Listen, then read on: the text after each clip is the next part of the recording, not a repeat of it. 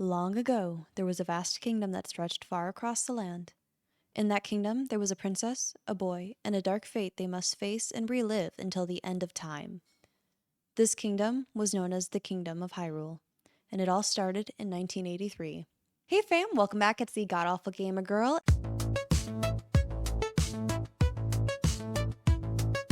And today we're going to be doing something a little bit different. Now, I've always been a huge Legend of Zelda fan ever since I was little, tiny, small.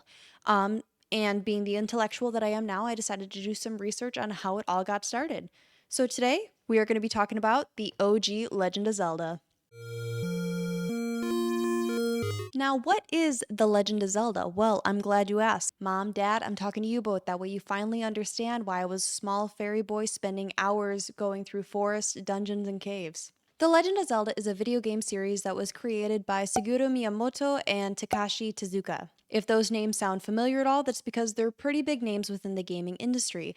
You can also associate their names with Super Mario, Donkey Kong, Metroid, Animal Crossing, Pikmin, and many more. Despite decades of sequels, reboots, and reinvention, the core storyline of The Legend of Zelda stays pretty consistent throughout. There is a peaceful kingdom named Hyrule, there is a lovely princess named Zelda, and there is an evil force named Ganon that is seeking ultimate power.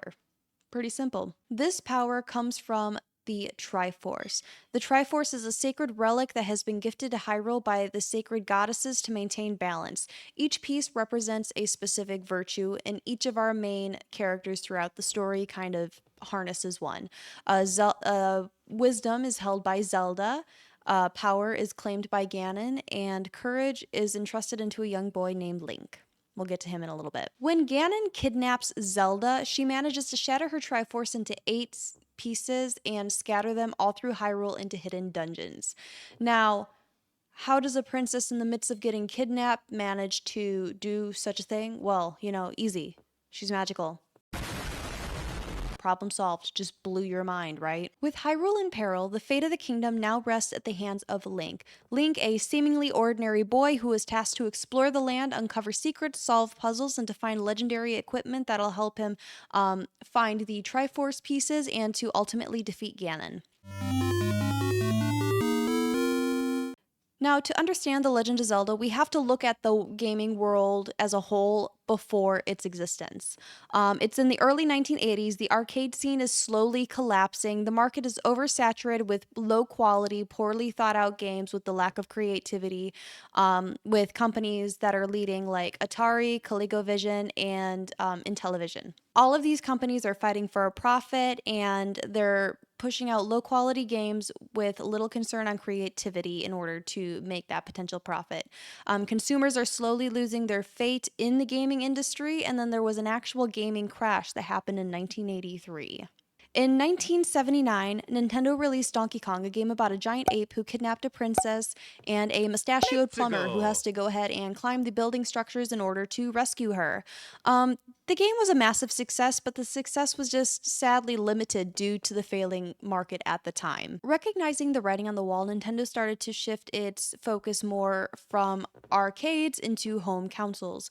In 1980, they also started to stretch across the pond and to open up a US subsidiary that they eventually named Nintendo of America in order to try to get into the US markets. Shortly after this, they started to work on 2 projects that will change the fate of gaming forever as we know it. You may have heard of them. One, of course, is The Legend of Zelda, and the other one is Super Mario Brothers. As the gaming industry struggled, another form of entertainment was thriving, and that was actually adventure films.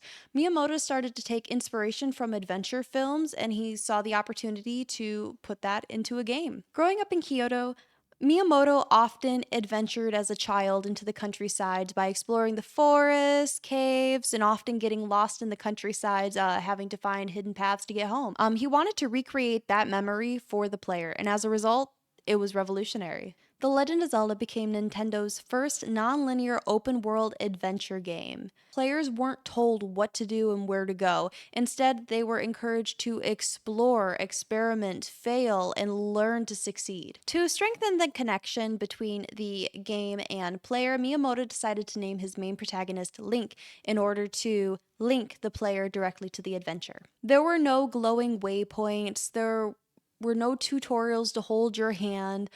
Instead, the game actually encouraged self learning. There were hidden rooms that offered clues. There were game manuals that were included with the games to detail hints and game strategies. And discovery wasn't optional, it was encouraged throughout the gameplay. There was just one problem: this game was huge. Zelda wasn't a short arcade game. It had files that needed memory, it needed to be saved.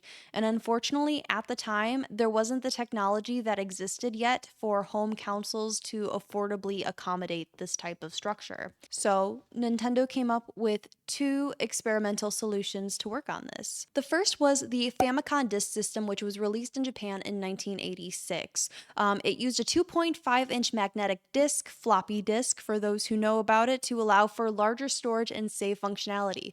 For people that are Gen A and below, this is the floppy disk. It may look a little bit familiar, but it's what in the olden days people used instead of like a disc or a cartridge or a tape or whatever you guys know about. Nearly 2 million units were sold in its first year.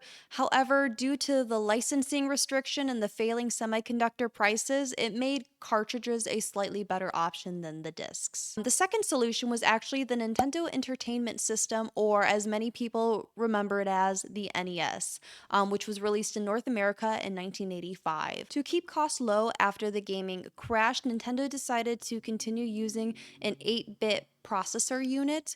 They could do a 12-bit processing unit that was available at the time. However, it was slightly more expensive.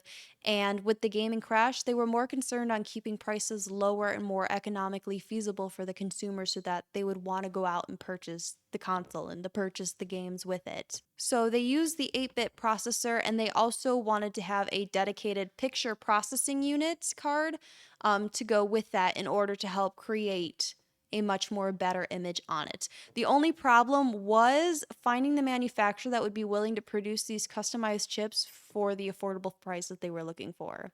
Eventually, Nintendo ended up finding a company named Ricoh who's willing to make the chips for them, with Nintendo purchasing so many chips. It would make it worthwhile for a company if they were buying so many chips in bulk, which I mean was what they needed anyhow to make all these consoles. By the end of 1986, Nintendo has pulled off what most people would think was impossible at the time: a powerful, affordable home console that could support ambiguous games like The Legend of Zelda. Now, we got the game.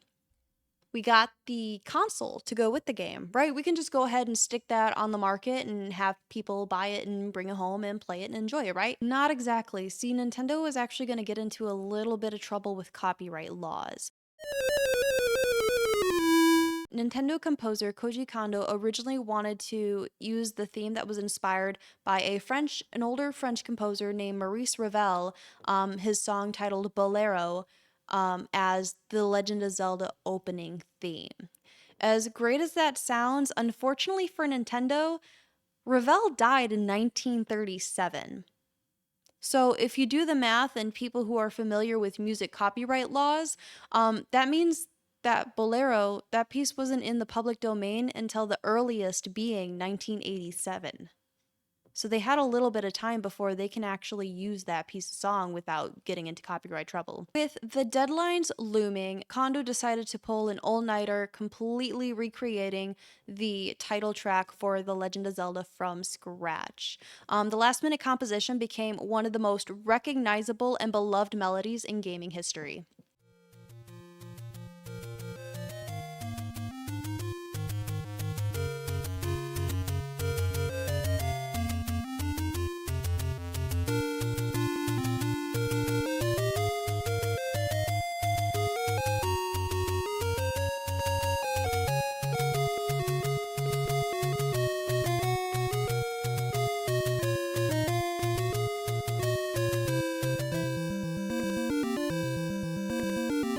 All right, now we got the game, we got the console, and we got the music. No copyright, no legality issues. We're golden, right? When The Legend of Zelda finally hit the market, it was an immediate success. The game sold over 6.5 million copies worldwide and was actually the first ever video game to surpass 1 million sales.